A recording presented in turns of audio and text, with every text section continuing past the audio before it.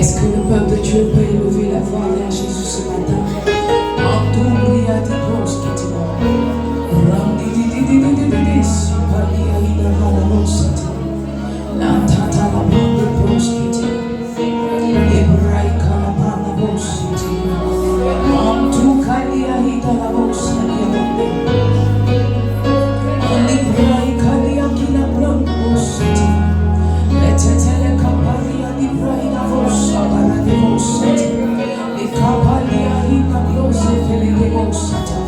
Est-ce que cœur peut dire à Jésus, Seigneur, ce matin je veux te voir.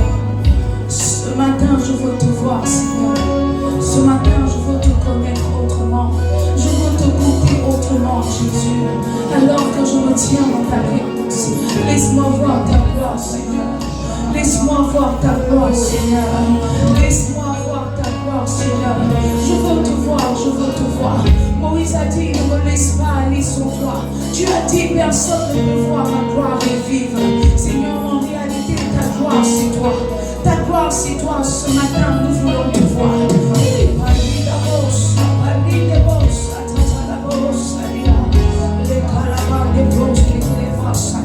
Est-ce que cœur peut soupirer après sa présence? Seigneur, ce matin, c'est toi que nous sommes venus voir. Nous ne sommes pas que venus au culte. Nous sommes venus te rencontrer. Nous sommes venus dans ta présence. Nous sommes venus boire à ta source. Oui, Seigneur, laisse-nous voir ta gloire ce matin.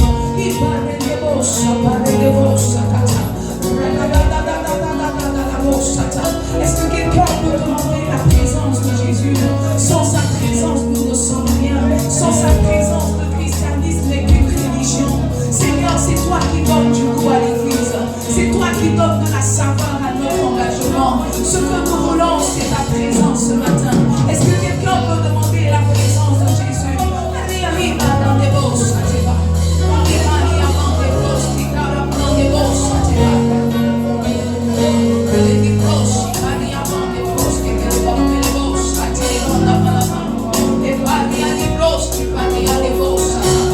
demande la présence de Dieu ce matin.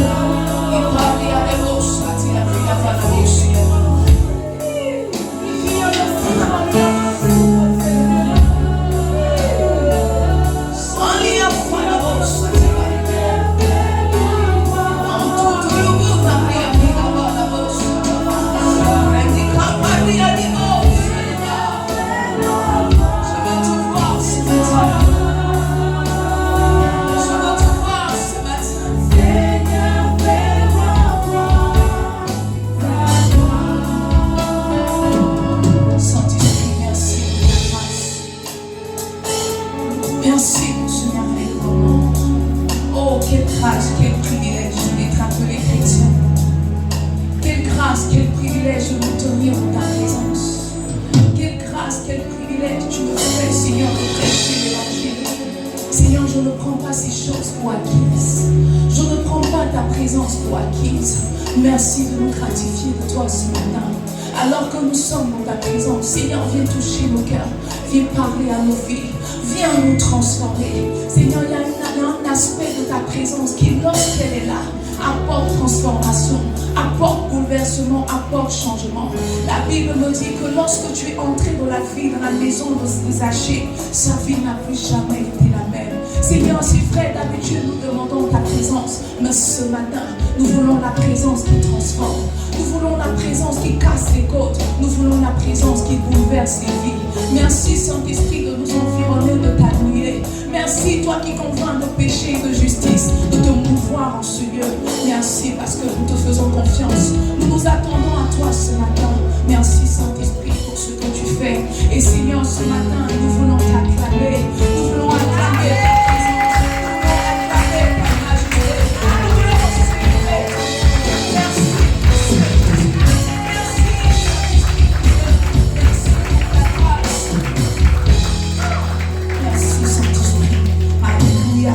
Salut ton frère, salut ta soeur. Dis-lui bienvenue dans la présence du Seigneur Jésus. Dis-lui bienvenue dans la présence du Seigneur Jésus. Dieu nous fera énormément de bien ce matin. Oui, Dieu nous fera énormément de bien ce matin. Dis à ton frère, Dieu nous fera énormément de bien ce matin. Je crois fortement de mon cœur qu'aujourd'hui c'est ton jour. Dis à ton frère, aujourd'hui c'est ton jour. Dis-lui, c'est notre jour. Aujourd'hui, c'est notre jour. Alléluia. Alors, prenons nos Bibles dans le livre de Néhémie, qui est notre texte de base, que nous tentons de décortiquer dimanche après dimanche, depuis le premier dimanche du mois de juillet. Nous sommes en train de traiter ce thème-là. Et je vous disais tantôt qu'après la prière, c'est l'un de mes thèmes préférés, parce que la manière même dont Dieu se révèle, Dieu donne les sous-thèmes, c'est quelque chose de particulier. Généralement, quand on rentre dans l'année, j'ai plus ou moins les programmes de ce que je vais prêcher. Mais je n'avais pas introduit dans mon programme Levons-nous et bâtissons. C'est venu comme ça. Et dimanche après dimanche, Dieu se pourvoit lui-même. Par exemple, pour ce dimanche-là, j'ai reçu le sous-thème comme ça. J'étais couchée, je crois que c'était dans la nuit du dimanche, non, dans la nuit du lundi au mardi. Dès que je me suis levée, j'ai entendu le Seigneur me dire que les bergers sont taillés pour les brebis, pas pour les boucs.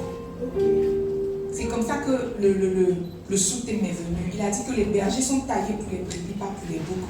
Et c'est en cherchant à comprendre, n'est-ce pas, que le sous-thème de ce jour, n'est-ce pas, est monté dans mon cœur. Et je crois que Dieu nous fera énormément de bien. Amen. Oui, je crois. Peut-être qu'il ne te fera pas du bien, mais moi-même, je sens que Dieu me fera du bien. Et alors que je préparais ce message, moi-même, j'ai été touchée. Moi-même, j'ai revu mes bornes, j'ai revu ma marche avec Jésus. Et c'est très important. Je crois qu'arriver à un moment d'une vie, c'est bien, c'est toujours bien de marquer un temps, n'est-ce pas, de marquer une pause et de se poser les bonnes questions. Par exemple, quand c'est ton anniversaire, au lieu d'acheter un gâteau, envoyer tes amis pour bouffer ton argent et ils vont rien te donner, c'est mieux de t'asseoir et de réfléchir à ta vie. Parce que tu vois, un anniversaire, c'est merci Jésus pour la vie que tu me donnes, mais c'est moins une année sur ce que tu devais accomplir. C'est vrai que nous bénissons Dieu parce qu'aujourd'hui, peut-être hier j'avais 18 ans, aujourd'hui j'ai 19 ans. Mais quand j'ai 19 ans comme ça veut dire qu'il y a une année qui est passée sans que je n'accomplisse quelque chose. Je pense que si tu voyais ton anniversaire comme ça, tu allais les célébrer autrement. Oui. Néhémie 2, verset 17 à 18. Oh Jésus, fais-nous du bien ce matin. Je leur dis pardon. Vous voyez le malheureux état où nous sommes. Jérusalem est détruite et ses portes sont consumées par le feu. Venez, rebâtissons la muraille de Jérusalem et nous ne serons plus dans l'opprobre. Verset 18. Et je leur racontais comment la bonne main de mon Dieu avait été sur moi et quelles paroles le roi m'avait adressées. Il dit, levons-nous et bâtissons. Et ils se fortifièrent dans cette résolution. Depuis le mois de juillet, nous parlons de levons-nous et bâtissons. Nous parlons de mettre la main d'association, n'est-ce pas? De se mettre ensemble pour bâtir. Pour bâtir quoi? Pour bâtir la maison de l'Éternel. La Bible nous dit que Jésus a dit à Pierre, tu es Pierre, et sur cette pierre, je bâtirai mon église. Et en introduction, nous avons dit que Jésus bâtit l'église sur pierre, qui est la fondation, c'est-à-dire le pasteur principal. Mais il bâtit sur pierre avec des pierres. Et c'est là que tu interviens, c'est là que ton voisin intervient. On n'élève pas un édifice seulement en faisant la fondation. On élève un édifice en ajoutant ciment, en ajoutant briques, en ajoutant cailloux, en ajoutant tout ce qu'il faut ajouter, le fer, tous ces éléments-là. C'est ce qui fait qu'à la fin, on dit que j'ai une bâtisse. Donc chacun de nous a une part à jouer, n'est-ce pas, dans ce que nous sommes en train de bâtir. Et on a dit qu'en réalité, Jésus bâtit avec des pierres, mais des pierres vivantes édifiées. En d'autres termes, tu peux être une pierre, mais si tu n'es pas une pierre, une pierre vivante édifiée, tu es inutile entre les mains du Seigneur. Tu es inutile. Donc nous sommes en train de partager dimanche après dimanche, n'est-ce pas, des clés pour nous permettre d'être des pierres vivantes édifiées, d'être des pierres vivantes solidifiées. Dis à ton frère, pierre vivante solidifiée. Oui. Alors si tu n'étais pas là tous les dimanches du mois de juillet et du mois d'août, tous nos messages sont sur notre plateforme, YouTube, n'est-ce pas? Tu peux aller réécouter, tu peux aller liker et tu peux aller commenter. Oh, mon pasteur prêche tellement bien. Amen. Amen. Amen. Amen. Amen. Alors, mes amis, entrons dans le vif du sujet. Il faut toujours commencer, n'est-ce pas, une série, il faut toujours continuer une série d'enseignements par un résumé, parce que tout le monde, n'est-ce pas, n'est pas au parfum. Donc, une assemblée, il y a toujours quelqu'un qui n'était pas là dimanche passé. Ça ne va pas. Il y a toujours quelqu'un qui n'était pas là dimanche passé. Et on a dit que Jésus bâtit sur pierre, n'est-ce pas, avec des pierres vivantes édifiées. Donc, pour que tu sois une pierre vivante édifiée, tu as besoin d'éléments. Tu as besoin d'éléments pour te rendre, n'est-ce pas, pour te rendre quelqu'un de solide. Et quand on a partagé, on a dit le premier élément, c'était la communion fraternelle. Après, on a parlé de parole. Après, on a parlé de connaissance. Après, on a parlé de quoi? De quoi? De quoi? De jeûne. On a parlé de jeûne. On a parlé de jeûne. Et puis la semaine dernière, on a parlé de finances. Qui a senti une nette amélioration de ses finances depuis le dimanche dernier? Ah, vous voulez dire que les parents qui ont déclaré ça va marcher? Et plutôt, j'ai déclaré de tout mon cœur. Je ne vous ai pas senti, même peut-être tes enfants sont passés 200. C'est qu'il y a un problème. Je vais revoir mon onction. Tes enfants ne sont pas arrivés 200. Tes 500 ne sont pas arrivés 1000 francs. Mais il faut un témoignage. La vie n'est pas m'amuser les faire promotion. On va pas passer à déclarer que tes enfants ont gagné 1 million. Toi aussi. Moi, mes enfants sont pas gagné 1 million. Moi, mais déclaré. Au moins, tu vois, tu sens une nette amélioration. Alléluia. Ce matin, vraiment, je veux pas parler, je veux pas te parler. Je veux parler à ton cœur.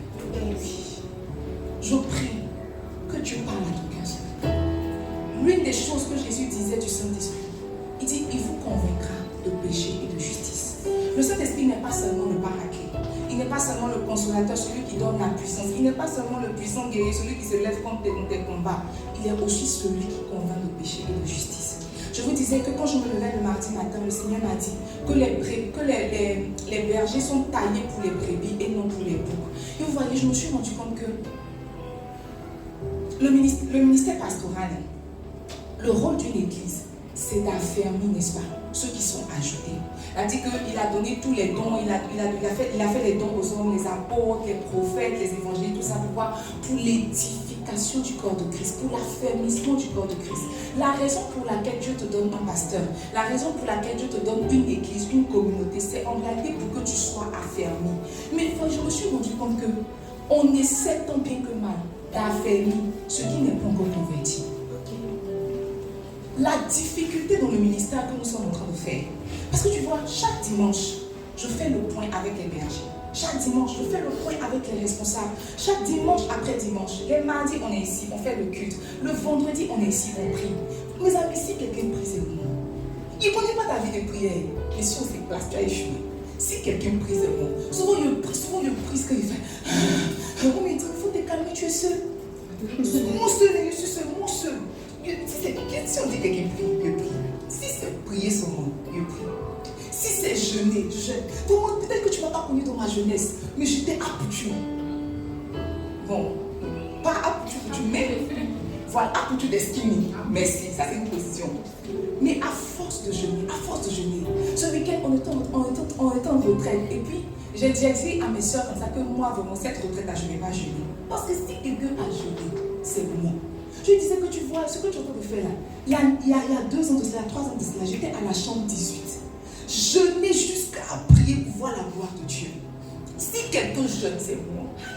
Si vraiment toute prétention mise à part, si quelqu'un est un bon pasteur, c'est vrai. Tu n'as même pas besoin de dire c'est vrai. L'esprit rend témoignage à mon esprit que je suis un bon pasteur. Mes amis, c'est parce que tu ne m'as pas laissé l'opportunité d'être bon pasteur. Sinon, si tu t'ouvrais, tu vas voir que je suis un bon pasteur. Je suis un bon berger à l'image de Jésus. Parce que tu vois, Jésus ne va jamais confier les âmes pour lesquelles il est mort à quelqu'un qui n'est pas responsable. Jésus ne fait pas ça. Jésus n'est pas un enfant. Si Jésus décide que quelqu'un est pasteur, c'est parce qu'il a vu que la personne a les capacités. Si c'est un bon pasteur, moi je suis un bon pasteur. Comment tu vois ça? Et si un bon pasteur? Comment tu vois ça? Je suis un bon pasteur. Je pouvais te mettre sous la paillasse là-bas, deux tôles. Tam, allez, battez les mains. C'est fini. Mais tu vois, je fais tout pour que tu sois dans le confort, pour que tu sentes un avant-goût du ciel. Parce que du ciel, au ciel, on n'aura pas chaud. On aura froid souvent. On sera dans la présence de Dieu. Donc je fais tout pour que tu aies un avant-goût du ciel. Je me débat pour être un bon pasteur. Le pasteur que Dieu veut que je sois pour toi. Mais je me suis rendu compte que vous voyez, les pasteurs sont taillés pour les brebis, pas pour les boucs. Ton pasteur peut être un bon pasteur, il peut avoir la présence de Dieu, il peut causer avec Dieu tout. Mais tu vois, quand tu es bouc, tu ne peux pas recevoir les soins d'un pasteur. Tout ce que le pasteur fait est pour la brebis. Ça veut dire que quand tu n'es pas brebis, tu ne peux pas recevoir les soins d'un pasteur. Tu peux pas. Je me suis levée, Jésus m'a dit que le pasteur est taillé pour les brebis, pas pour les boucs. Nous sommes nombreux dans les assemblées, mais nous ne sommes pas les brebis, nous sommes les boucs. La spécialité, sinon la spécificité d'un bouc, c'est que le bouc est rebelle. Le bouc ne se laisse pas faire. Mes amis, un papa peut avoir 4 enfants, mais il y a un de ses enfants qui va lui montrer que la vie, c'est la vie. C'est la même éducation, c'est la même nourriture. J'ai mon collègue a 4 enfants et il a sa 2e fille. C'est-à-dire que quand il arrive au bureau, il va parler de la petite fille jusqu'à il va rentrer le soir. Elle lui donne des migraines. L'année passée, elle a fait le bac, elle n'a pas réussi. Et en fait, il dit que ce n'est pas réussir là qui lui fait mal, c'est pas échouer qui lui fait mal. Parce que souvent tu es brillant, tu peux échouer. Mais elle n'a même pas eu 100 points. Il était fâché, il va partir au village, on lui a demandé pardon. On a dit que les échecs ça arrive. Parce que nous-mêmes on a cartonné à l'école. Mon salaire n'est pas élevé. On a encouragé. Cette année encore, quand elle a passé le bac, elle a eu 108 points. Il était fâché. Je lui ai dit que comme toi, il faut la mettre dans un métier. Au moins l'année passée, elle n'arrivait pas à 100, mais Dieu elle a eu 5, elle a mis 8 dessus. C'est un effort. L'encourager. Tu vois, il y a toujours un de tes enfants qui va te montrer que la vie, c'est la vie. Mais pourtant, c'est la même éducation. C'est la même nourriture. C'est le même environnement. En tout cas, c'est la même atmosphère. Mais c'est comme si l'enfant là naît pour être quelqu'un de particulier. C'est comme ça dans nos églises, il y a toujours des boucs. Oh, Jésus dit, je suis le bon berger. Quand il s'identifie à un berger, ça veut dire qu'il est en train de suivre un troupeau. Et un ensemble de troupeaux, le troupeau est composé de brebis. Quand tu n'es pas en train de devenir une brebis, en réalité, on ne peut pas te conduire. C'est difficile d'essayer d'affermir des personnes qui ne sont même pas encore converties. C'est difficile, mes amis. Ce matin, je veux parler à ton cœur. Regarde, je vais te dire la vérité. Il n'y a personne à qui on a mis un couteau sous le cou pour dire accepte Jésus. Il n'y a pas. Si ça a été ton cas, nous voulons nous excuser. On n'a pas coincé quelqu'un au mur pour dire que accepte Jésus, on meurt. On n'a pas fait ça. C'est comme si un jour on a prêché l'évangile, tu as senti qu'il s'agissait de toi. Tu t'es levé, tu as dit oui, je veux dire oui à Jésus. Je veux dire oui à son royaume, je veux marcher avec lui. Sauf que tu as dit le oui, mais ton caractère, ton comportement n'a pas suivi. Il y a eu un défaut de conversion.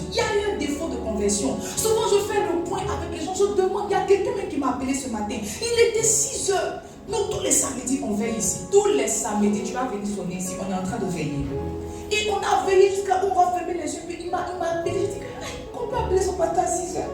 Donc j'appelle mon protocole. Je dis il faut le rappeler. Il dit non, que c'est pour dire que je suis au sacrifice. Mon protocole dit mais quel est le sacrifice?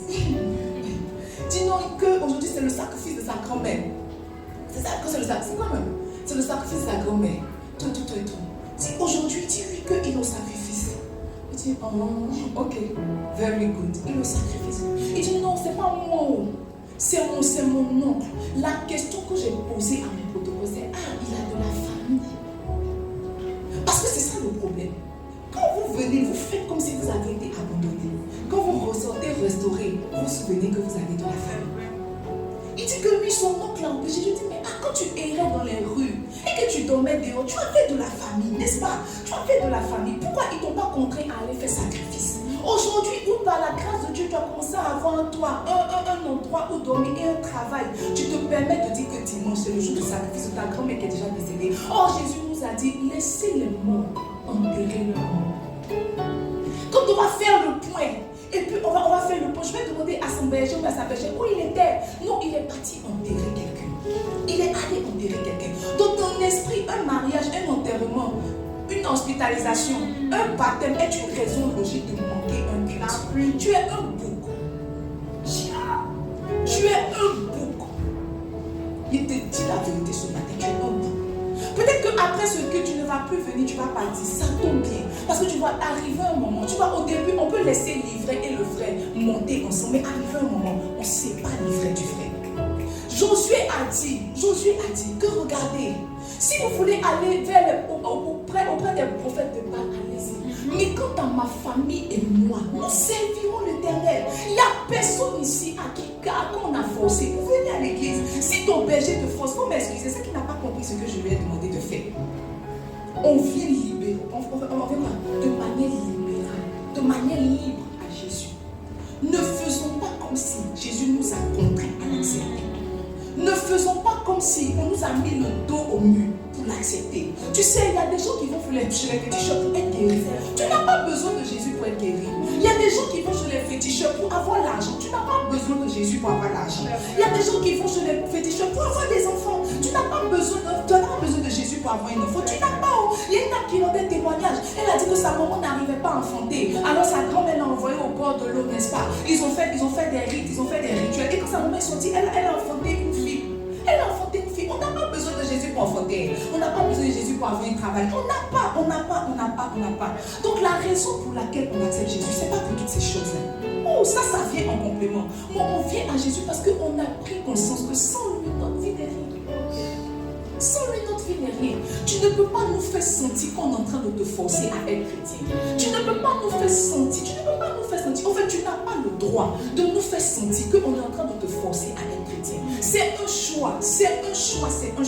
On dit qui veut donner sa vie à Jésus. Tu es venu devant. Tu as dit je veux Jésus. Et nous on s'est dit que oh merci pour l'opportunité que tu nous donnes d'affermir des personnes qui veulent rentrer dans le royaume. Parce que tu vois, même quand tu veux aller en France là, on te dit qu'en France c'est comme ça qu'on se comporte. C'est le but de l'église. On veut aller au ciel, on veut aller au royaume. On se prépare. L'église est là pour. C'est comme l'église est comme une centrifugeuse qui nous prépare à aller vivre la vie du royaume.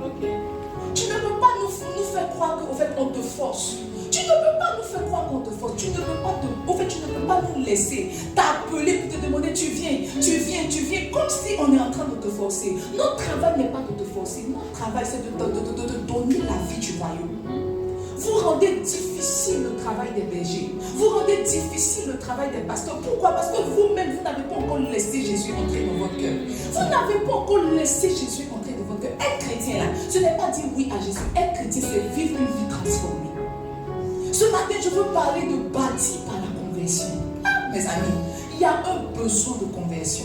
Je ne sais pas dans d'autres églises, mais ici, il y a un besoin de conversion. Ce matin, tu dois prendre la décision de dire oui à Jésus ou bien de dire non à Jésus. Je te dis la vérité. Si tu dis que tu n'es pas chrétien, il y a personne qui a t'appelé pour dire sois chrétien. Non. On ne nous a pas donné la capacité de juger. Celui qui juge, c'est le Saint-Esprit. C'est Dieu qui juge. Nous-mêmes, on sera avec toi, on sera jugé. On n'a pas la possibilité de te juger. Il ne faut pas nous faire penser qu'on est en train de te demander trop d'efforts de venir t'asseoir au culte dimanche pour être perfectionné. On ne te demande rien. Tu ne me vois pas en semaine, tu ne me vois que le dimanche et le mardi. La semaine, c'est 7 jours. Si tu as donné 2 jours à ton église, tu n'es pas en train de pécher. Tu n'es pas en train de pécher. L'église n'est pas dans ta vie. L'église n'est pas dans tes centrales. Je ne t'appelle pas. Est-ce que je t'ai déjà appelé pour dire pourquoi tu vas venir au culte? Je ne t'appelle pas. S'il y a quelqu'un qui n'aime pas déranger, c'est moi. Je n'aime pas déranger. Je n'aime pas déranger. Voici mes amis d'enfance, on a fait l'école ensemble. Je suis partie comme une fois. Là, je te vois, je suis partie chez mon emploi, mais je suis partie consacrer sa maison. Si elle était une amie avec un petit cœur, elle a dit que je ne suis pas une bonne amie. Mais si quelqu'un ne va pas chez les gens, c'est moi. Et c'est pas chez mes amis son nom. Mon papa est à Faya. Mon fils va avoir 1 an. Pas vu mon fils quand j'ai accouché à l'hôpital. Je ne suis pas encore partie monter mon enfant. Je ne suis pas encore partie. Le jour il passe par Bégerville, bon, il n'a qu'à voir sa tête. S'il y a quelqu'un qui n'aime pas déranger, c'est moi. Il ne faut pas penser qu'on veut te forcer à être chrétien. Aujourd'hui, quand on va finir le culte, tu prends la décision, soit de rester, soit de partir. Aujourd'hui, là, c'est le jour de ta délivrance. On ne va pas t'imposer les mêmes pour dire tel qu'il sort. Aujourd'hui, quand on finit le culte, tu prends la décision, soit d'appartenir à l'église, soit de te casser. Je vous dis la vérité. L'heure est venue de séparer l'ivraie du vrai. On est fatigué, tu vois. C'est mieux de savoir que dans ton armée, tu as 2 personnes. Et puis tu sais que les 2 personnes, je les mets à gauche, je les mets à droite pour mourir. Que de croire que tu as une grande armée derrière toi maintenant au moment du combat. Tu es seul. Tu es seul. Tu es seul. Vous nous faites croire que vous appartenez à l'église La Restauration, que votre pasteur est votre pasteur, que je suis votre pasteur, que les frères sont vos frères. Au moment du rassemblement, quand on veut faire le dénombrement, on ne vous voit pas. Vous avez toujours une excuse. Mon papa a avalé Mato, ma maman a avalé Simon. Dès que je venais, le taxi s'est renversé. Je venais, mais on m'a automatisé. Il y a toujours, vous avez toujours une raison. Et dans votre esprit là, les raisons là sont valables. Il faut que tu t'assoies pour donner une raison à ton pasteur. Dans ton esprit, tu te dis que la raison est valable. Mais en réalité, si tu t'assois et tu rentres en toi-même, tu vas comprendre que c'est un défaut de conversion. Oui. Il n'y a personne que son patron appelle le dimanche pour savoir s'il va venir. Il n'y a personne. Parce que tu as pris la décision, tu sais que tu as un engagement, tu as signé un contrat de 200 000 francs. Tu lui donnes tes services, il te donne de l'argent. Mais tu ne t'es pas rendu compte qu'en disant oui, tu avais signé un contrat avec Jésus. Tu ne t'es pas rendu compte. Tu te dis que tu peux venir à l'église, tu te dis que tu peux être chrétien, tu te dis que tu peux participer aux activités, tu te dis que tu peux servir ou pas. Tu te dis que tu as le choix. Mais en réalité, dire oui à Jésus, c'est signer pour l'esclavage. On n'est pas dans une démocratie. Jésus s'appelle le roi. On est dans une monarchie. Tout le monde suit les pas du roi. Quelqu'un ne peut pas venir dire que moi je croyais que la vie chrétienne j'allais vivre. Non, tu ne peux pas vivre comme tu veux. Ici, là, on est dans une monarchie. Jésus est le roi. Nous sommes les sous-rois. Aujourd'hui, quand on va finir le culte, tu prends la décision. Soit d'appartenir à l'église à la restauration, soit de te casser. Je suis fatiguée d'aller faire les points à mon pasteur pour dire qu'on est 121, on est 150. Et puis de revenir faire le point, on est 60. On de revenir faire le point, on est 70. On est combien? On est combien? Soit on est 3, soit on est 10. Mais on est combien? On est en train de bâtir quoi? 2 ans plus tard, je ne vais pas me fatiguer avec des personnes qui n'ont pas encore reçu Jésus. Soit tu prends Jésus, soit tu te casses. Aujourd'hui, là, c'est ton jour. Quand tu es en train de descendre les escaliers, tu dis, oh, la messe, c'est mon dernier au revoir. Il te dit la vérité. Tu as besoin d'être converti. Dis à ton frère, tu as besoin de te convertir. Dis que tu as besoin de te convertir. La nécessité d'une conversion véritable. Oh, donne-moi Luc 22, verset 31 à 32. Le Seigneur dit, Simon, Simon, Satan vous a réclamé pour vous cribler comme le froment. Verset 32. Il dit, mais j'ai prié pour toi, afin que ta foi ne défaille point. Et toi, quand tu seras converti, affermis tes frères. Simon, Simon, Satan vous a réclamé pour vous cribler comme du froment. Satan vous a réclamé. Simon, Satan t'a réclamé. Peut-être que tu n'as pas su lire dans l'atmosphère, mais Satan t'a réclamé pour te cribler comme du froment. Et quand moi, Jésus, je me suis assis, j'ai fait une analyse de la situation. Je me suis rendu compte qu'au fait, le problème même, c'est un défaut de conversion.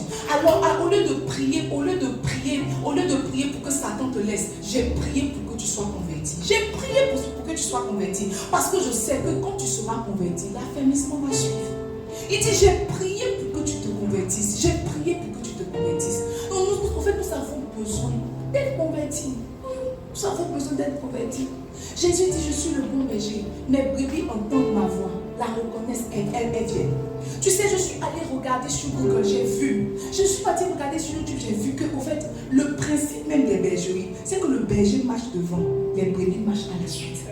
Mais ce que nous sommes en train de reproduire, c'est que les brebis sont devant, et puis le berger comme ça, le berger comme ça, le berger comme ça. C'est pas le principe de Dieu. Le travail de Dieu doit se faire à la manière de Dieu et selon les normes de Dieu. Le berger devant, les brebis derrière. Il dit, Simon, Satan t'a réclamé, mais ce que moi j'ai fait, j'ai prié j'ai prié pour ta foi, n'est-ce pas? Et quand tu seras converti, affermis tes frères. Dis à ton frère le défaut de conversion. Dis-lui le défaut de conversion. Mon ami, il y a beaucoup de choses contre lesquelles nous envoyons le feu. Oui. Il y a beaucoup de choses contre lesquelles nous jeûnons. Il y a beaucoup de choses lesquelles nous prions, il y a beaucoup de choses. Vous voyez, toutes ces choses-là, la plupart de ces choses-là trouvent leur solution dans la conversion. La plupart de ces choses-là trouvent leur solution dans la conversion. Le problème que tu as, ce n'est pas un problème de démon, ce n'est pas un problème d'argent, ce n'est même pas un problème de maladie, c'est un problème de conversion. Parce que c'est comme si quand la conversion rentre, il y a des petits trucs qu'on ne doit pas trouver en toi. Il y a des petits trucs qu'on ne doit pas trouver. Jésus a dit à Pierre, en fait, en réalité, ton problème, c'est un défaut de conversion. Parce que quand tu seras converti, tu pourras toi-même être affermi et affermir tes frères. On veut être affermi alors qu'on a sauté la case conversion. Il n'y a pas d'affermissement sans conversion. Il n'y a pas d'affermissement sans conversion. Regarde, j'ai réalisé que tu vois, entre ce que Dieu dit de toi et ce que tu dois devenir, il y a un shift qui doit se produire. La parole a été donnée à Simon. Il dit tu es Simon, n'est-ce pas? Simon, tu es Simon, tu es Pierre. Il parlait à Simon, n'est-ce pas? Il dit tu es Pierre. Sur cette pierre, je bâtirai mon église. La parole a été donnée à Simon, mais la réalisation, la matérialisation était pour Pierre. Il dit à Abraham, je ferai de toi une grande nation. Quand il parlait à Abraham, quand il s'est révélé à Abraham, Abraham s'appelait Abraham. Il n'y avait pas un H dans son nom, n'est-ce pas? Donne-moi Genèse, je veux qu'on lise la portion d'écriture, que tout le monde voit. Genèse 17.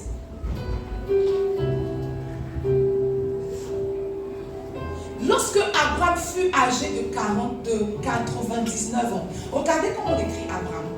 Lorsque Abraham fut âgé de 99 ans, l'Éternel apparut à Abraham et lui dit, je suis le Dieu Tout-Puissant, marche devant ma face et sois intègre. Verset 2. J'établirai mon alliance entre moi et toi, et je te multiplierai à l'infini. Verset 3.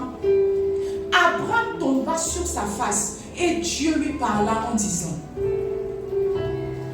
voici mon alliance que je fais avec toi. Tu deviendras père d'une multitude de nations. Verset 5. On ne t'appellera plus Abraham, mais ton nom sera Abraham, car je te rends père d'une multitude, n'est-ce pas, de nations. C'est Abraham qui reçoit la promesse. Mais pour que la promesse se matérialise, Abraham doit devenir Abraham. Okay. La Bible dit que Isaac a béni Jacob. Il a béni Jacob. Il a béni Jacob. Il a dit même que tes frères te soient soumis. Il a béni Jacob. Jacob a vécu toute sa vie. Il a travaillé avec beaucoup de difficultés chez Laban. Laban l'a blagué. Laban l'a blagué. Il lui a donné Léa à la place de Rachel. Il a travaillé encore pour Rachel. Lorsqu'il voulait partir, Laban a fait les micmac. Donc Jacob n'avait pas la vie de quelqu'un qui était béni. Parce que tu vois, c'est Jacob qui a reçu la bénédiction. Mais la matérialisation était pour Israël. La Bible dit qu'en Genèse 32, un jour Jacob était seul. Donne-moi Genèse 32, je veux qu'on lise la portion d'écriture. Jacob demeura seul. Alors un homme lutta avec lui jusqu'au lever de l'aurore. Verset 25. Voyant qu'il ne pouvait le vaincre, cet homme le frappa à l'emboîture de la hanche. Et l'emboîture de la hanche de Jacob se démit pendant qu'il luttait avec lui. Verset 26. Il dit, laisse-moi aller car l'aurore se lève. Et Jacob répondit, je ne te laisserai point aller que tu ne m'aies béni. Il lui dit, quel est ton nom? Il dit, répondit Jacob. Verset 28. Il dit, ton nom ne sera plus Jacob, mais tu seras appelé Israël, car tu as lutté avec Dieu et avec les hommes, tu as été vainqueur. La promesse était pour Jacob, mais la matérialisation de la bénédiction était pour Israël. Tu vois, entre ce que Dieu dit de toi, tu vois, c'est notre défaut de conversion qui fait Dieu menteur dans nos vies. Jésus guérit, Jésus ressuscite les morts. Jésus n'a jamais blagué quelqu'un, ça ne va pas commencer par toi, ça ne va pas se terminer par toi. Il dit qu'il est ce qu'il est, qui il est. Il dit, je suis la guérison, je suis la restauration, je suis tout ce que tu peux désirer. Je suis tout ce que tu peux désirer. C'est notre défaut de conversion qui fait qu'on présente un Dieu qui est menteur, alors que Dieu ne ment pas. En toi qui as reçu la promesse et la matérialisation, il y a un shift qui doit se faire. Ce shift-là, c'est la conversion. Ce shift-là, c'est la conversion. Jacob a été transformé en Israël. Simon a été transformé en Pierre. Abraham a été transformé en Abraham. Je veux que tu demandes à ton voisin, depuis que tu as dit oui à Jésus, tu as été transformé en quoi? Demande à ton voisin. Peut-être que depuis que je suis en train de parler ce matin, je m'en suis. Demande, depuis qu'il a dit oui à Jésus, il a été transformé en qui? Il a été transformé en quoi? On t'appelait poupée, tu as accepté Jésus, tu t'appelles poupée. On t'appelait jolie, tu as accepté Jésus, tu es toujours jolie. Tu es venu à Jésus, tu avais 2 gars. Maintenant tu es arrivé à Jésus, le César est entré dans ton cœur, maintenant tu as un. Et tu nous dis que on n'a pas célébré parce que tu as laissé un. Wow. Tu dis qu'on ne voit pas tes efforts. En réalité, on ne voit pas tes efforts. Tu vois tes efforts. On ne voit pas tes efforts. Poupée est restée poupée. Simon ne peut pas rester Simon l'église sur lui. Tu ne peux pas rester tel que tu es venu à Jésus et puis t'attendre à ce que les promesses de Dieu se matérialisent. Ce n'est pas Dieu qui est un menteur, c'est toi qui as un défaut de conversion. C'est toi qui as un défaut de conversion. La nécessité d'être converti. La nécessité d'être converti. Dis à ton frère la nécessité d'être converti. Oh, dis-nous la nécessité d'être converti. Ce matin, je veux qu'on parle de conversion, n'est-ce pas? Le Seigneur lui dit, Simon, Satan pour te réclamer, t'a réclamé comme du froment. Donne-moi ma portion d'écriture. Luc 22. Satan vous a réclamé pour vous cribler comme du froment. Mais moi, j'ai prié pour vous, afin que ta foi ne défaille point. Quand tu seras converti, affermis tes frères. Regardez, celui à qui Jésus parlait, c'était l'apôtre Pierre. Ce matin, je veux te parler de l'apôtre Pierre. Peut-être que tu ne connais pas l'apôtre Pierre. L'apôtre Pierre, c'est celui qui a marché sur les eaux. Oui. L'apôtre Pierre, c'est celui qui a chassé les démons. La dit que quand Jésus les a envoyés en Luc 10, n'est-ce pas? Ils sont venus dire Jésus, oh, même les démons nous sont soumis. Même les démons nous sont soumis. Vous savez qu'il y a longtemps que les démons étaient soumis au Pierre là. Pierre il a marché sur l'eau. Les démons lui étaient soumis. Pierre est celui-ci qui la promesse de l'église avait été donnée. Mais c'est à lui que Jésus a dit, regarde, tu as un défaut de conversion. Ça m'emmène à la vérité suivante. Ce n'est pas parce que tu es proche du pasteur. Ce n'est pas parce que tu sais à l'église. Ce n'est pas parce que tu es régulier ici tous les jours que tu es converti. Celui à qui on parlait, c'était Pierre. Pierre faisait déjà les miracles. Ce n'est pas parce que tu as un petit don spirituel que tu manifestes que tu es converti. Ce n'est pas parce qu'on t'a donné un poste de responsabilité à l'église que tu es converti. Ce n'est pas parce que de temps en temps tu mets ta poitrine sur les cuisses de Jésus que tu es converti. La conversion, ça va au-delà de ce qu'on peut produire. La conversion, c'est une question de cœur.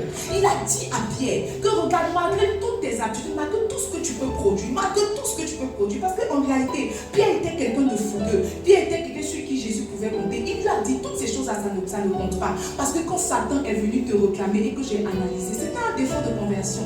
Tu peux faire toutes ces choses-là et en réalité être inconverti. C'est la raison pour laquelle Jésus nous a dit, plusieurs me diront, Seigneur, Seigneur, en ton nom nous avons servi, en ton nom nous avons chassé les démons. Il dit, je leur dirai, je ne vous ai point connu, ouvriers d'iniquité. Certes, vous étiez ouvriers, mais vous étiez ouvriers d'iniquité. Seigneur, tous les dimanches j'étais là. Seigneur, j'avais un poste à l'église. Seigneur, je suivais mon pasteur. Seigneur, je faisais les offrandes. Oui, toutes ces choses-là, c'est vrai. Mais ça ne veut pas dire que tu es converti. La conversion, pardon, ça va au-delà. Ça va au-delà de ce qu'on peut produire. Ça va au-delà. Mais Samy, je vous dis la vérité. Quand quelqu'un est converti, on voit. Il n'y a pas de conversion dans le cœur. Quand quelqu'un est converti, on voit. Oui. Laisse-moi te donner la définition de la conversion. Se convertir, écrit en français, pour que tu apprennes par cœur et que ça change ta vie.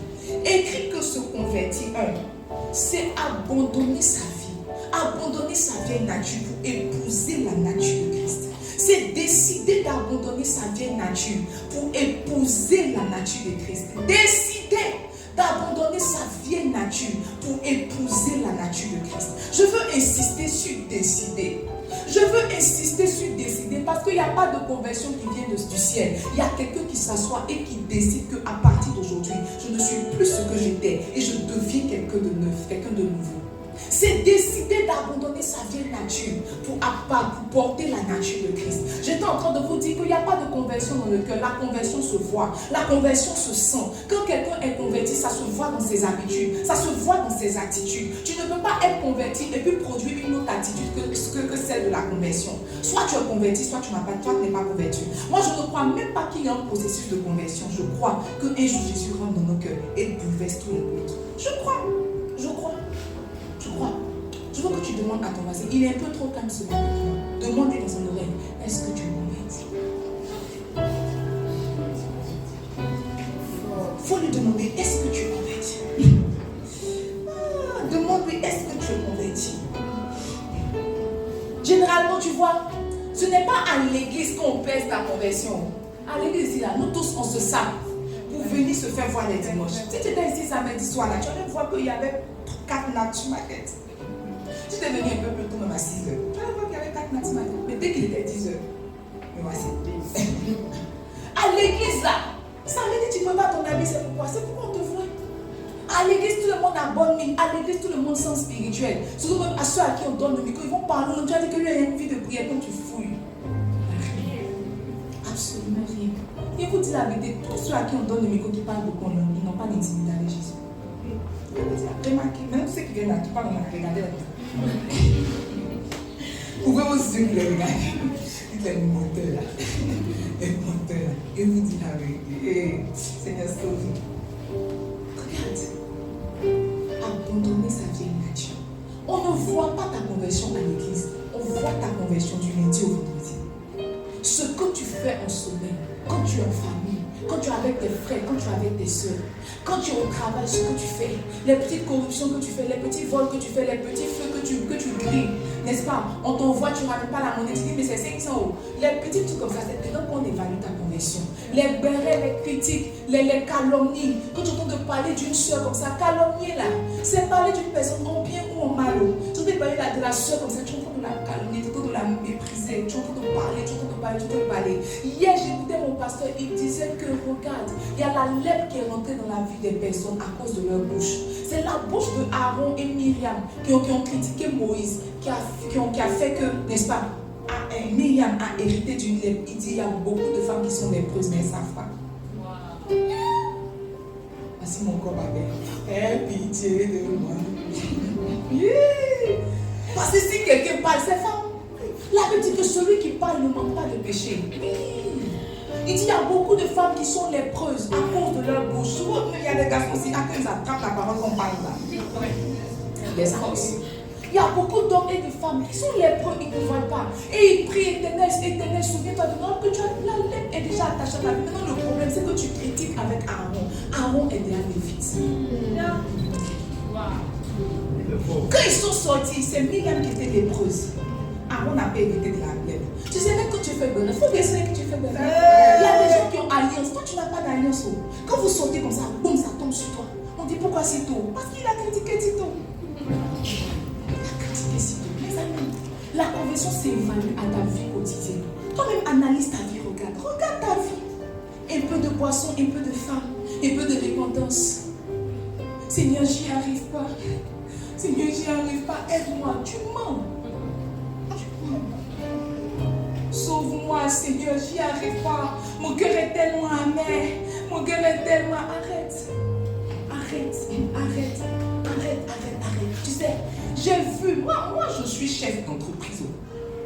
Il n'y a pas que l'entreprise, mais mon nom est dessus aussi. Je suis chef d'entreprise. Mes amis. J'ai vu des collègues venir au travail. Je dis, mais pourquoi tu veux que tu te sens pas bien? Il dit, mais si elle ne veut pas, qui va faire? Ils ont la conscience. Toi, et petit frère, mais j'ai pris froid. Pourtant, tu m'avais dit la veille de prier pour ton ministère international. Mais un petit froid t'empêche de venir à l'église. Et quand tu vas goûter à la neige, tu vas pardonner le Seigneur. La conversion se voit au jour le jour. Il n'y a pas de conversion cachée. Si toi-même tu analyses ta vie, tu vas voir qu'il y a un défaut de conversion. Tu n'as pas donné totalement ton cœur à Jésus. Tu n'as même pas encore donné. Laissons totalement. Tu n'as pas encore donné ton cœur à Jésus. Dis à ton frère la conversion. Dis-lui bien la conversion. Maintenant, tu vois, ce sur quoi je veux insister.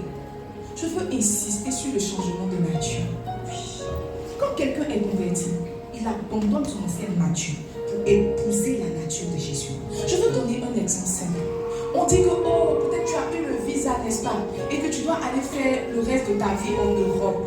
Si ça localise dans la vie, vous me dites Amen. Amen. Vous voulez me laisser?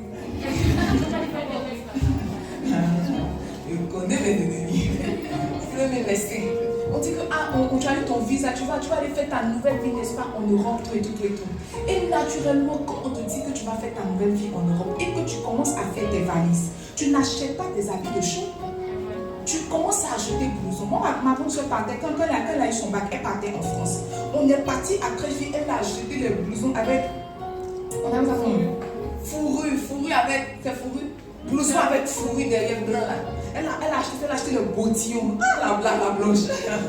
Elle a acheté le bottillon. C'est toi qui combien d'abord, tu sais où? Le bottillon, elle a acheté la petite que ouais, elle est pas. Quand les Français, elles n'ont pas encore monté le bottillon. Et quand elle arrive à la République, elle est dans le bottillon, elle est dans le fourrure. On est parti après, on a acheté ces bottillons, ces fourrures. Une des choses que mon papa a fait avant qu'elle parte, on est parti à la banque, il a changé les CFA en euros. Parce que tu vois, un nouvel environnement veut dire un nouveau tout. Il a changé les CFA en euros. Ce n'est pas que les CFA n'avaient pas de valeur, mais où elles partaient, les CFA étaient inutiles. C'est comme ça que tu as donné ta vie à Jésus, mais tu continues d'être un CFA dans une zone euro. Ok. Tu as dit oui à Jésus, mais tu continues d'être CFA dans une zone euro. CFA dans une zone euro, c'est pas que CFA n'a pas de valeur, mais dans l'environnement dans lequel le CFA se trouve, c'est l'euro qui pousse. C'est l'euro qui est habilité. On a dit oui à Jésus, mais on a gardé notre ancienne nature. Et on s'étonne qu'on n'a pas de valeur. On s'étonne que nos vies ne sont pas en train de pousser, mais tu es CFA dans une zone euro. Quand on dit conversion, on parle de changement de nature. Quand Jésus est entré dans mon cœur, j'ai changé absolument tout. J'ai changé absolument tout. J'ai changé mes amitiés. J'ai changé mes amitiés. Je n'ai pas d'amis païens. Ce n'est pas la prétention, mais je n'ai pas d'amis païens. Qu'est-ce qu'on va se dire? Parce que moi-même, c'est que j'ai prié 5 heures et dans ma camarade 6 heures, c'est qu'il essaie de monter. Mon ami païen me dit que allons s'asseoir, on va boire une testée. Pourquoi? Tu as accepté Jésus, mais tu as tes mêmes amis. Avant, tu étais ta camarade, vous aviez 4 gars. Maintenant, tu es venu à Jésus, tu continues d'avoir ta même camarade. Et tu viens me voir chaque jour pour dire la même, prie pour moi, je chute. Mais tu chutes parce que tu n'as pas vraiment changé d'environnement. Les mêmes causes produisent les mêmes effets. Hey, tu vis avec quelqu'un dans une maison, tu dis que vous priez pour ne pas forniquer. Ça veut dire quoi? 2 personnes vont se laver. Elles vont dîner. Me voici, te voici. Tu es là, non, de Jésus? Non, mes amis. Quand on dit que je suis converti, j'ai absolument tout changé. Notre problème, c'est qu'on veut Jésus, mais en même temps, on veut garder notre ancienne nature. Jésus dit qu'on ne met pas de nouveau drap sur de vieilles outres. On ne peut pas faire ça. Non. Il dit, en fait, la conséquence, c'est que le drap va finir par se déchirer. On n'ajoute pas du neuf à ce qui est ancien. On n'ajoute pas ce qui est ancien à ce qui est neuf. Soit tu changes de nature, soit tu gardes ta nature. C'est mieux tous les samedis, tu vas aller chiller. Au point que tu t'assois, tu dis que ma vie mousse, c'est aussi. Je sais qu'il est parti en enfer, mais ma vie mousse. Que de ne pas bien faire et de quand même partir en enfer. Qui vous dit, mesdames? Se convertir, c'est changer de nature. Je veux que tu redemandes doucement à ton voisin. As-tu changé de nature? Ton voisin dit quoi? Ton voisin dit quoi? Il me reste 20 minutes, n'est-ce pas? Il me reste 20 minutes. Laissez-moi achever mon message. Oh! Seigneur, aide-nous. J'ai vu des chrétiens essayer de travailler à leur conversion sans se rendre compte que la conversion est la finalité. La conversion n'est pas la première étape. C'est vrai, nous parlons de conversion, mais la conversion est la finalité de quelque chose. La conversion n'est pas le début de quelque chose. Ma soeur, donne-moi la portion d'écriture. Acte 3, verset 19. La Bible dit, il dit, répondez-vous donc et convertissez-vous pour que vos péchés soient effacés. Ça ne commence pas par la conversion, ça commence par la repentance. Il dit, répondez-vous donc et convertissez-vous pour que vos péchés soient effacés. Ça commence par la repentance, ça se termine par la conversion. Toutes les fois où tu veux laisser la classe repentance pour tomber dans la conversion, tu n'es pas en train de vraiment travailler, n'est-ce pas, être converti. Parce que l'apôtre c'est Pierre, il dit, répondez-vous donc et convertissez-vous pour que vos péchés soient pardonnés. Ce matin, je veux achever mon message, n'est-ce pas, en te parlant de repentance. Il y a beaucoup de chrétiens qui ne sont pas repentants. Beaucoup de chrétiens ne sont pas repentants. Tout ce qu'ils veulent, c'est avoir bonne conscience. Mais ils ne sont pas encore vraiment rentrés dans la repentance. Quand j'entends les gens venir me voir pour me dire que la mère, tu avais prié pour moi, mais je suis encore tombée. Je suis encore tombée. Tu vois que ce n'est pas un problème, c'est pas un problème de volonté, c'est pas un problème de, comment je vais dire, volonté. C'est un problème de repentance. Il ne s'est pas vraiment repenti. Se repentir, c'est décider d'arrêter ce qui blesse le cœur de Dieu. Décider d'arrêter ce qui blesse le cœur de Dieu. Tu connais ta vie. Moi, je te vois que les dimanches, n'est-ce pas? Mais tu connais ta vie. Tu sais ce que tu fais qui blesse le cœur de Dieu. Tu sais, là, dit que l'Esprit rend témoignage à notre esprit que nous sommes enfants de Dieu. C'est comme ça que l'Esprit rend témoignage quand tu es en train de vivre dans le péché. Que ça, c'est pas bon pour toi. Quand tu es en train de mentir, le Saint-Esprit te fait comprendre que tu mens. Quand tu es en train de faire quelque chose qui n'est pas bien, le Saint-Esprit est attristé dans ton cœur. Tu sens une certaine tristesse dans ton cœur. Sauf que ce que toi tu veux, c'est avoir bonne conscience. Il y a des personnes qui se disent que quand je vais parler à mon pasteur, ça va passer. Mais moi, je ne suis pas Dieu. Tu ne pêches pas contre moi, tu pêches contre Dieu. Tu ne pêches pas contre moi. Oh. Le jour où tu as péché contre moi, c'est le jour où tu vas venir à l'église. Mais tous tes autres péchés là, tu pêches contre Dieu. Dis à ton frère la repentance. Dis à ton frère la repentance. Oh, donne-moi Luc 19, verset 1 à 10. Ça, c'est vraiment un de mes passages préférés. J'ai beaucoup de passages préférés. Et j'ai le droit. Jésus étant entré dans Jéricho, traversait la ville. Allons. Et voici un homme riche appelé Zachée, chef des publicains, cherchait à voir qui était Jésus. Verset 3. Mais il ne pouvait y parvenir à cause de la foule, car il était petit détail. Verset 4. Il courut en avant et monta sur un sycomore pour le voir, parce qu'il devait passer par là. Verset 5. Lorsque Jésus fut arrivé à cet endroit, il leva les yeux et dit, Zachée, hâte-toi de descendre, car il faut que je demeure aujourd'hui dans ta maison. Zachée se hâta de descendre et le reçut avec joie. Verset 7. Voyant cela, tous murmuraient et disaient, il est allé loger chez un homme pécheur. Mais Zachée, se tenant devant le Seigneur, lui dit, voici, Seigneur, je donne aux pauvres la moitié de mes biens. Et si j'ai fait tort de quelque chose à quelqu'un, je lui rends le quadruple. Allons. Jésus lui dit, le salut est entré aujourd'hui dans cette maison, parce que celui-ci est aussi un fils d'Abraham. Car le Fils de l'homme est venu chercher et sauver ceux qui étaient perdus. Reviens sur le verset 8, pardon. Le verset 8, s'il te plaît. Zachée se tenant devant le Seigneur lui dit, voici Seigneur, je donne aux pauvres la moitié de mes biens. Et si j'ai fait tort de quelque chose à quelqu'un, je lui rends le quadruple. Verset 9. Jésus lui dit, le salut est entré aujourd'hui dans cette maison, parce que celui-ci est aussi un fils d'Abraham. Remarquez avec moi, Jésus était déjà entré dans sa maison, mais c'est lorsque le cœur de Zachée a été repentant que Jésus lui a dit, le salut est entré. C'est pas parce que Jésus est entré dans ta vie que le salut est entré. Okay. Le salut commence quand il y a quelqu'un qui commence à avoir un cœur repentant. Jésus, tu l'invites, il dit, voici, je me tiens à la porte, je frappe. Si quelqu'un ouvre la porte, je vais rentrer. Jésus peut rentrer dans ta vie. Jésus peut rentrer dans ta vie. Et puis tu vois qu'il ne rencontre pas un cœur repentant. Le salut ne cesse. Le salut ne s'installe pas. Zachée dit, parce qu'en fait, Jésus n'a pas eu à parler à Zachée. La Bible dit que quand Jésus est entré dans la maison de Zachée, c'est comme s'il y a un malaise qui s'est créé. Zachée a eu conscience de son iniquité. Lui seul, il a commencé à confesser. Quelle est la présence de Dieu que tu appelles tous les jours qui ne change pas ta vie?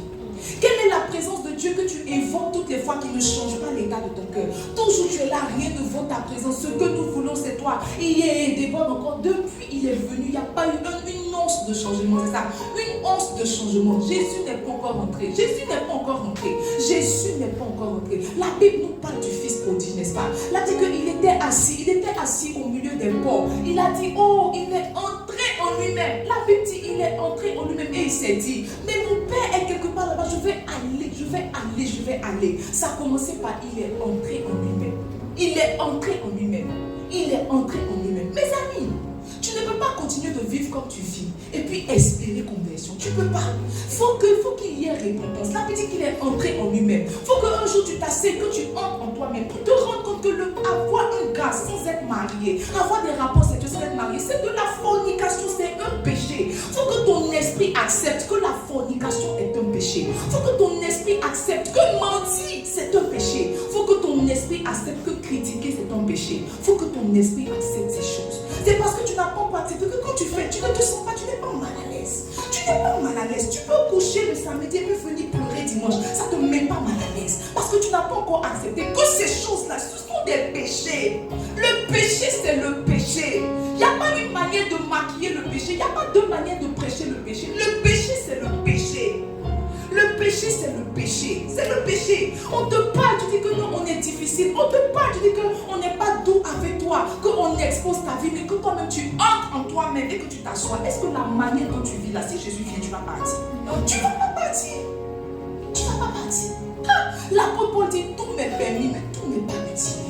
Tout est permis et tout n'est pas utile. On se sanctifie pourquoi? On se sanctifie pour garder la présence de Dieu. On n'est plus au stade de la sanctification pour aller au ciel. On est au stade de la sanctification pour garder la présence de Dieu. Quand David a péché avec Bathsheba, il dit Seigneur, je t'en supplie, ne me retire pas ton esprit.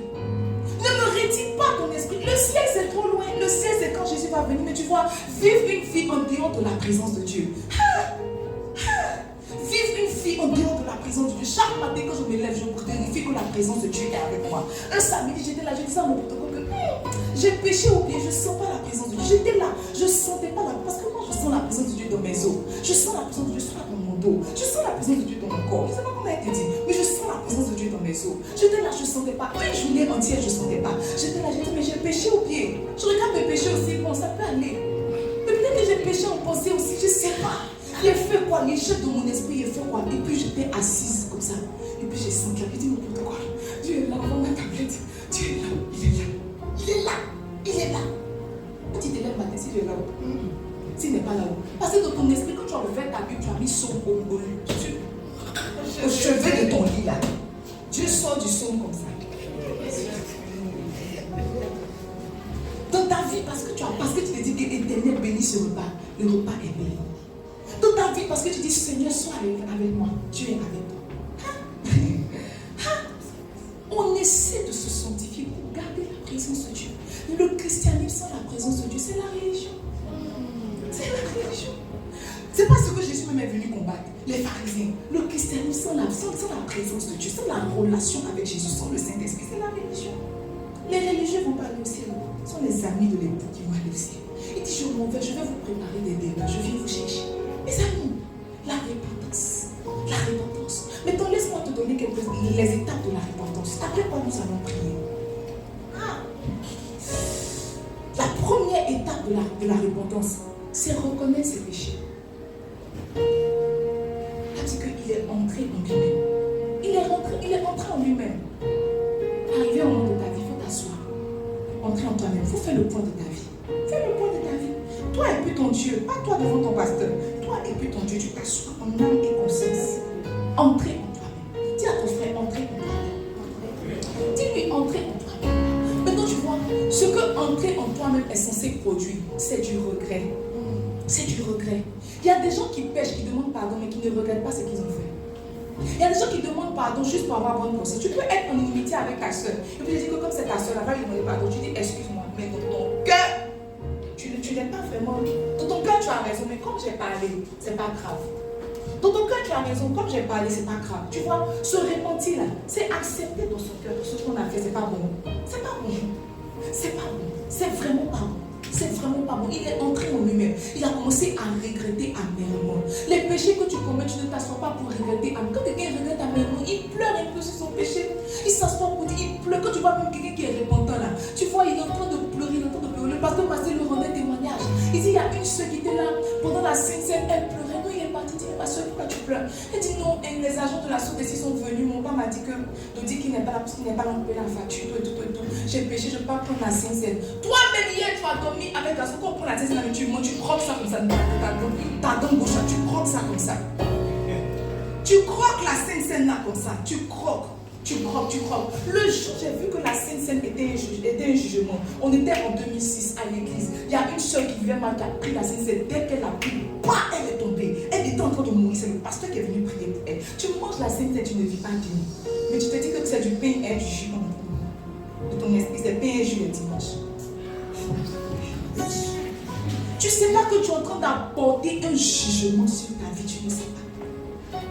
Ça commence par regretter amèrement. Seigneur, je suis voleur. Je te demande pardon. Je regrette. Regarde toutes ces personnes que j'ai volées. Je regrette. Seigneur, pardonne-moi. Tu sais que la chair est faible, mais l'esprit est disposé. J'essaie, mais je continue de voler. Aide-moi. Tu n'as pas de ton cœur n'est pas sincèrement touché. Tu te réponds du bout de tes lèvres. Là, tu dis qu'il est entré. Il a fait une analyse intrinsèque. Il s'est rendu compte qu'il y a quelque chose qui va pas. Il faut que tu entres en toi. Que tu te rends compte qu'il y a quelque chose qui va pas. Il y a quelque chose qui va pas. Il y a vraiment quelque chose qui ne va pas. La deuxième étape de la repentance, c'est confesser son péché. Mes amis, un péché que tu ne confesses pas, va demeurer. On expose Satan. On ne couvre pas Satan.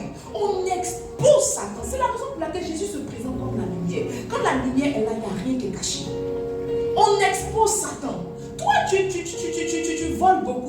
viens voir ton pasteur pour dire, ah pasteur, vraiment, je veux te parler. Je suis vraiment un grand voleur. Sauf que je suis assis, que je regarde le panier d'enfants, ça, je me demande comment je vais faire pour cadenas tes paniers. Il faut quoi pour cadenas, attraper tes paniers. Pasteur, je suis voleur. Aie pitié de nous. Mais tu vois, ce que tu fais à l'église, c'est que tu portes un masque. Le dernier endroit où tu dois porter un masque, c'est à l'église. Le dernier endroit où tu dois porter un masque, c'est à l'église. Je crois que même McDonald's a volé notre slogan. McDonald's dit, venez comme vous êtes. Ça devrait être le slogan de l'église. Venez comme vous êtes. Tu n'as pas besoin de porter un masque pour venir à Jésus.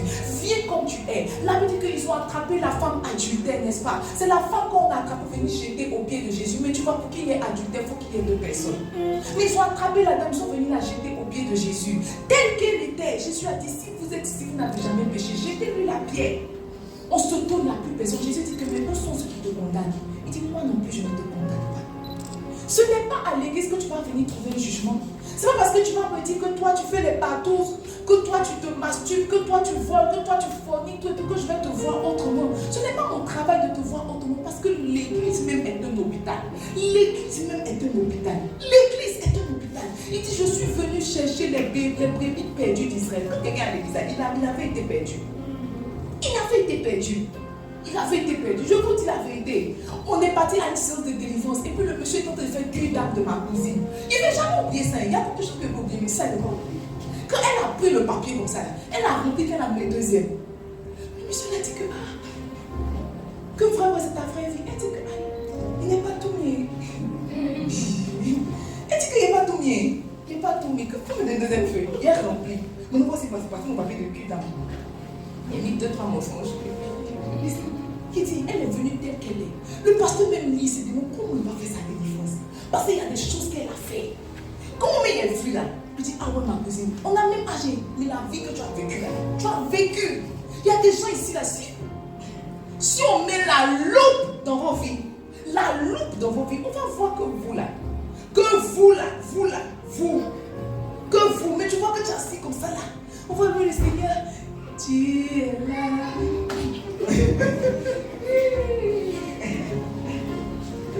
là. Tu es là, mais si tu ouvres, si on t'expose à la lumière de Dieu, tu connais. Confesser son péché. Le premier, c'est reconnaître, c'est regretter amèrement. La deuxième étape de la repentance, c'est confesser son péché. Soit tu te confesses à ton pasteur, soit tu te confesses à tes frères, tes soeurs. Assure-toi de ne pas avouer frère Papato. Soit tu te confesses à ton pasteur, soit tu te confesses à tes frères et à tes soeurs. Soit tu te confesses. Mais tu es obligé, en fait, pour qu'il y ait repentance là, il faut que tu te confesses. Parce que quelque chose que tu masques, va continuer de rester. Quand on fait un gâteau là, aller-retour, ou un gâteau à sucre là, quand on met la levure, on fait la pâte là, qu'est-ce qu'on fait? On couvre que ça monte. Tout ce que tu couvres là monte. Tout ce que tu couvres monte.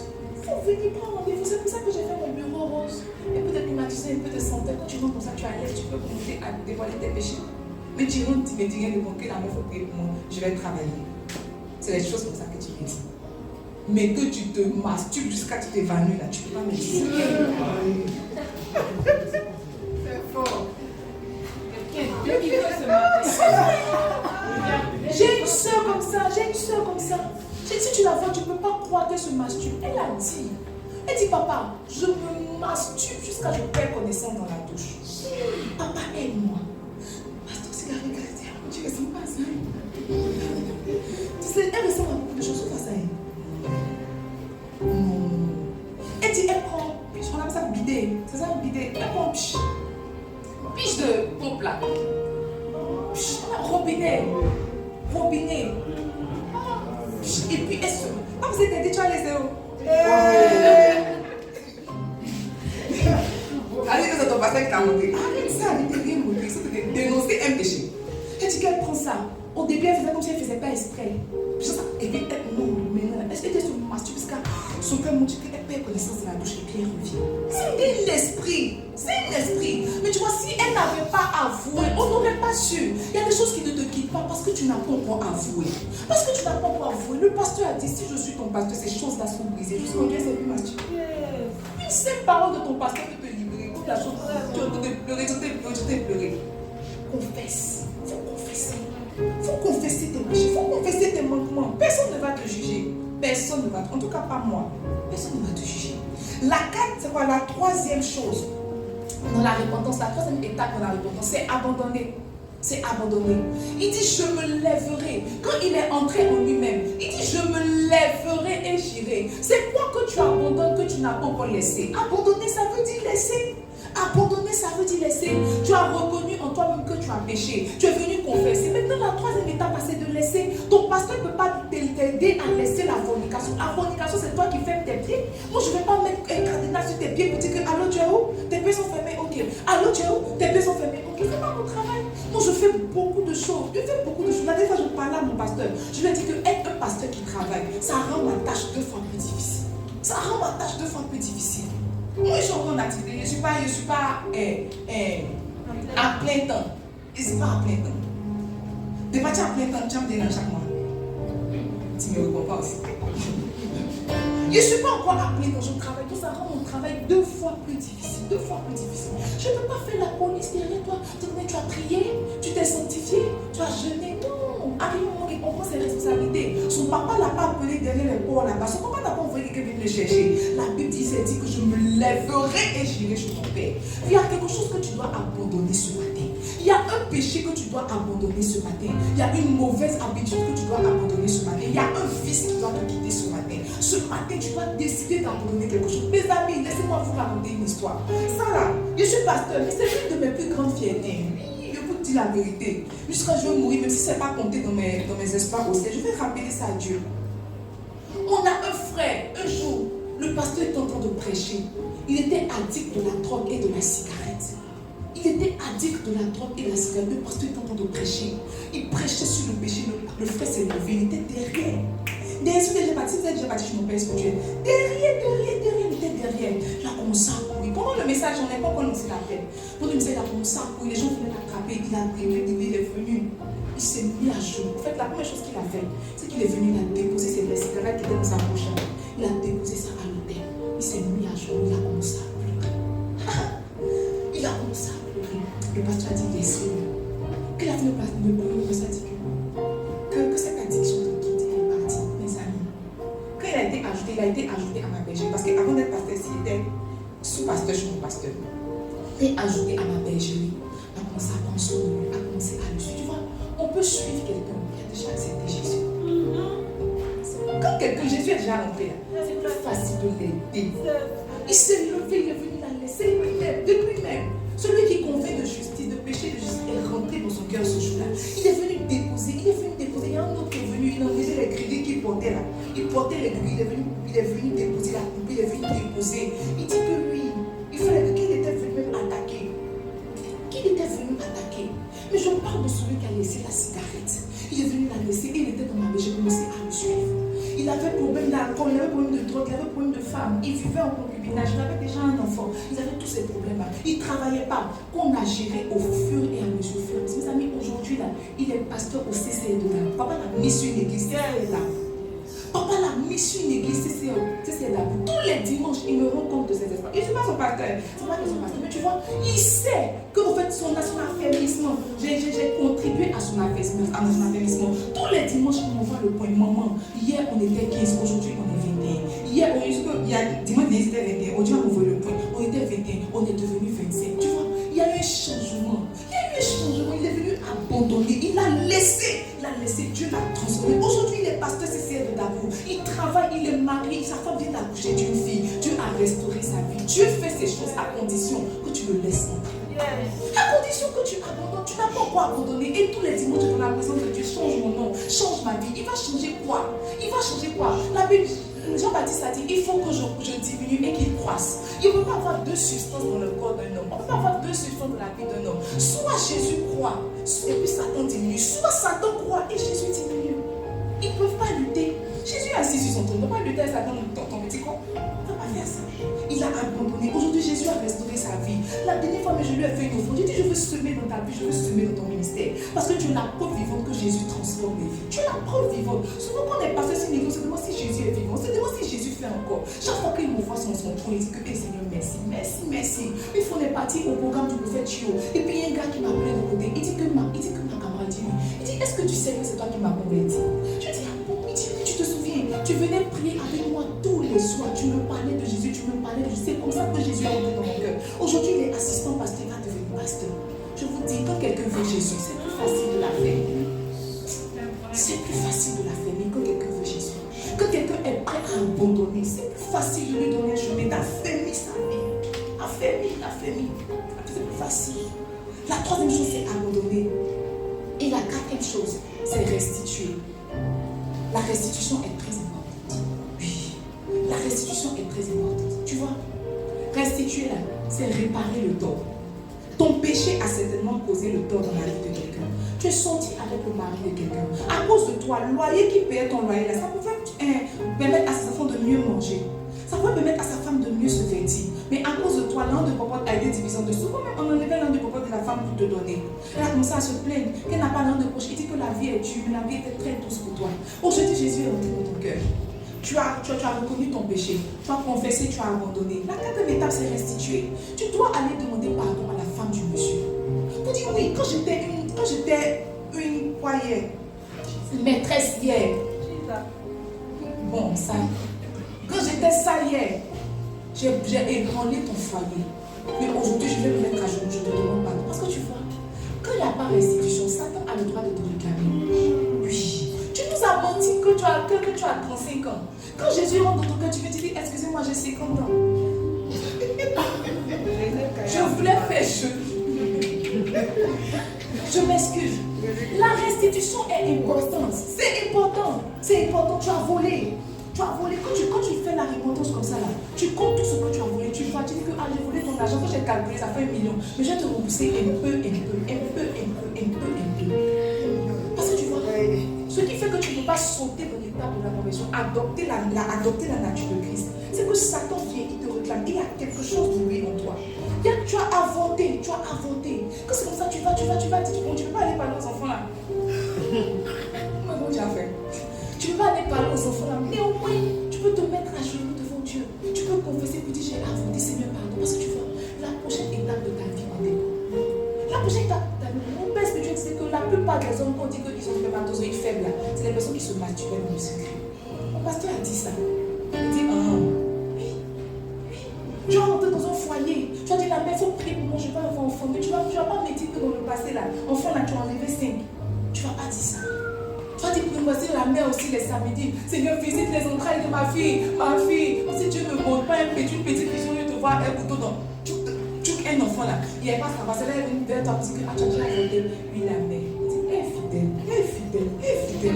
Quand tu expliques, il faut commencer au début. Tu vois, tu n'as pas restitué. Tu restitues pas. Ce qui fait que Satan vient. Il trouve quelque chose en toi. Jésus dit, Satan est venu. Il a regardé en moi. Il n'y a rien de lui en moi. Pourquoi Satan a réclamé Pierre? Parce qu'il a trouvé quelque chose de lui en Pierre. Il faut restituer. Pourquoi ça dit que tu as peur de restituer? Il faut restituer. Tu avais dit que tu as eu bac 300 points. Excusez-moi, il y a eu 200 points. Bac, c'est bac. Bac là, c'est bac. Tu occupes un poste que ton papa ou quelqu'un t'a donné par la corruption. Tu viens te dire que, ici, là, mais pour rentrer là, ils ont payé. Pardonnez-moi. Faut qu'il y ait restitution. La repentance se termine toujours par la restitution. Regarde ce que tu as fait dans ta vie. Je veux que quand tu rentres à la maison, ou même pendant que tu te rappelles, que le Saint-Esprit te rappelle les choses que tu as fait, tu notes et tu commences à restituer. Tu demandes pardon à ceux à qui tu dois demander pardon. Tu demandes pardon à ceux à qui tu dois demander pardon.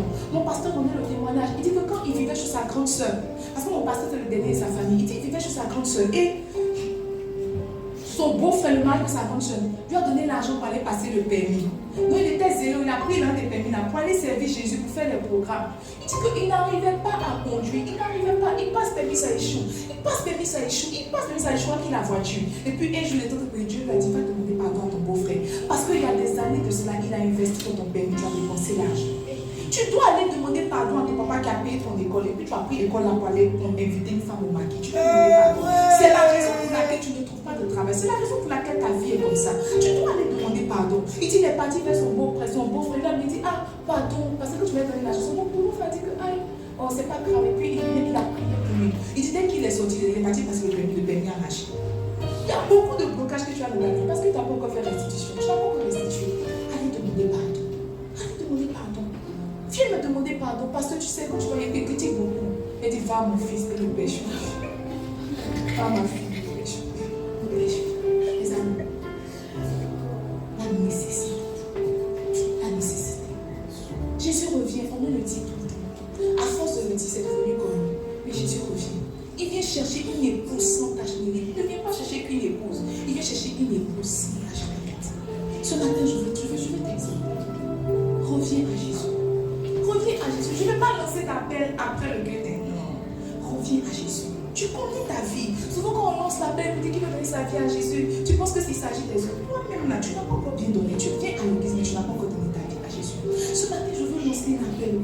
Si tu sais, tu connais ta vie, si tu sais que tu ne marches pas en nouveauté de vie, si tu sais que tu as besoin d'un nouveau départ avec Jésus, et tu sais que il y a quelque chose que tu dois confesser, il y a quelque chose que tu dois abandonner, il y a quelque chose que tu dois regretter amèrement, je te lance l'appel ce matin, tiens-toi debout et nous allons prier ensemble. David a dit que quand David a péché contre Bathsheba, il ne s'inquiétait pas de ça avec Bathsheba, il ne s'inquiétait pas de savoir si le trône allait lui être ôté. C'est pas ce qui l'intéressait. Il dit, Seigneur, je t'en supplie, ne me retire pas ta face. C'est là qu'il a chanté, oh Dieu, crée en moi un cœur pur. Crée en moi un cœur pur. Ne me retire pas ta face, ne me retire pas ta présence. Qu'est-ce que ma vie sans ta présence? Moi, je n'étais qu'un berger derrière les bébés de mon papa. C'est ta présence qui a donné du poids, du cachet à ma vie. Je t'en supplie, ne me retire pas ta présence. Toutes ces choses que nous faisons, c'est pourquoi? C'est pour garder la présence de Dieu près de nous. Ce matin, je veux t'exhorter. Si tu veux vraiment redonner ta vie à Jésus et décider de passer par le chemin de la repentance et entrer maintenant dans la conversion, tiens-toi debout, nous allons prier. Tiens-toi debout, nous allons prier. Ah Seigneur, ce matin, la Bible dit que tu es celui qui convainc de péché et de justice. C'est toi qui convainc de péché et de justice. Seigneur, fais grâce à ton peuple ce matin. Fais grâce à ton peuple ce matin. Est-ce que quelqu'un qui connaît sa vie peut commencer à parler à Jésus?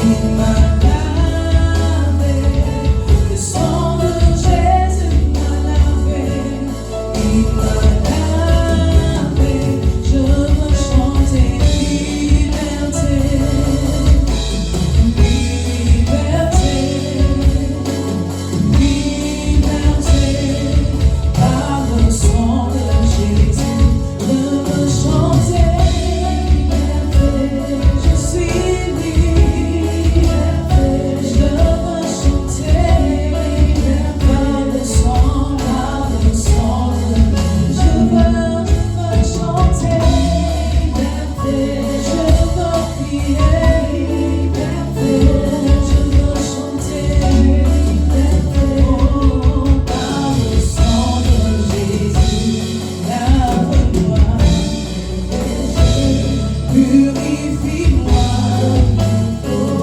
contre toi seul. Seigneur, oh Seigneur, lave-moi mes péchés. Purifie-moi contre toi seul. Oh Seigneur, lave-moi. Ah Seigneur, nous venons dans ta présence ce matin. Tel que nous sommes, Jésus. Tel que nous sommes, Jésus. Avec nos manquements, avec nos faiblesses, avec nos mauvaises vies, Seigneur. Nous venons dans ta présence. La Bible dit les gens étaient étonnés de ce que tu sois rentré dans la maison de Zachée. Mais tu avais un but à accomplir. Seigneur, merci de nous admettre dans ta présence, même étant pécheurs. Parce que nous avons l'assurance que ta présence a la capacité de transformer les vies. Ta présence a la capacité de changer un cœur. La Bible dit que c'est dans ta présence que Zachée s'est rendu compte de sa mauvaise vie. Et il a commencé à confesser. Il a commencé à restituer. Il n'y a que ta présence qui peut convaincre de péché et de justice. Il n'y a que ta présence qui peut créer un malaise dans la vie d'un pécheur. Ce matin, alors que nous sommes en train de prier, Seigneur, que tu crées un malaise dans ton cœur. Que quelqu'un se rende compte, que quelqu'un se rende compte, Seigneur, que la vie qu'il est en train de vivre va le perdre. Que la marche qu'il est en train de faire, Seigneur, va le perdre. Et qu'il revienne à toi ce matin. Ce matin, alors que nous prions, la Bible nous dit à la croix, tu as dit, tout est accompli. Tout est accompli, tout est accompli. Seigneur, ma Bible me dit que si vos péchés sont plus rouges que le cramoisi, le sang de Jésus a la capacité de les rendre plus blancs que la neige. Alors que nous sommes dans ta présence, nous prions que ton sang nous épure, que ton sang nous sanctifie, que ton sang nous purifie, que ton sang ôte toute forme de souillure en nous, toute forme d'addiction, Seigneur. Toute forme d'addiction ce matin est ôtée par le sang de Jésus, est ôtée par le sang de Jésus, est ôtée par le sang de Jésus, est ôtée par le sang de Jésus. Nous avons la victoire par le sang de Jésus. Nous sommes pardonnés par le sang de Jésus. Nous sommes réconciliés par le sang de Jésus. Ce matin, que ton sang nous lave. Ce matin, que ton sang entre dans une vie et ôte tout ce qui ne t'honore pas. Que ton sang entre dans un cœur, Seigneur, et nettoie tout ce qui a nettoyé, Seigneur.